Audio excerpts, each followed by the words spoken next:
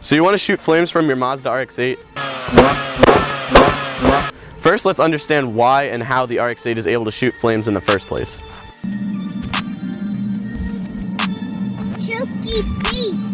So the design of the Wankel engine, it works similarly to a two-stroke. If you look at a four-stroke piston engine, the strokes are intake, then compression, then your power stroke, and then the exhaust stroke.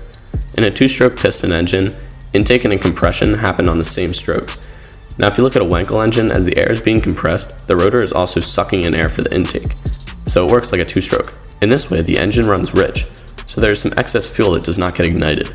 This fuel makes its way into your exhaust, which ignites the fuel, and combining with the oxygen in the air, creates a nice little fireball. So now let's go into how to make your RX8 shoot flames. First thing to do is an Aftermarket Catback exhaust. This applies larger exhaust tips for a larger flame, and also some less restriction.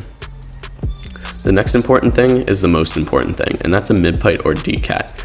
You'll probably not be able to shoot flames without this. Your catalytic converter will remove that extra fuel and keep your car from shooting flames. I have a dual resonator mid-pipe, but this may be illegal in your area. In my case, I'm okay. Another thing to help your RX8 shoot flames is by pre-mixing, which you should be doing anyways.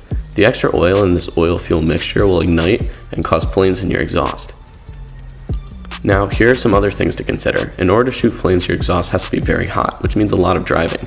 Highway driving works great for this, to heat up the exhaust pipes. Now, if it's dry outside, that will also help. I tried to shoot flames in 100% humidity, as you can see by the fog, and these are the results.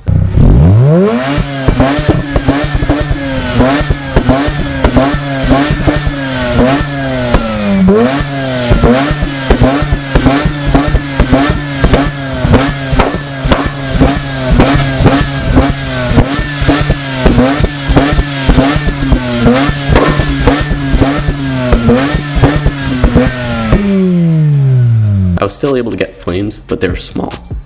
Most of it was just backfire, which is when the fuel ignites further back in the exhaust and creates a nice bang instead of shooting a flame. When it is colder outside, the air is more oxygen dense, and this oxygen is needed for fire, so a cooler temperature outside will aid in shooting huge flames. Now is the technique for revving to get flames. Usually when I'm just driving and I rev it high and push in the clutch to shift, I'll pop a flame.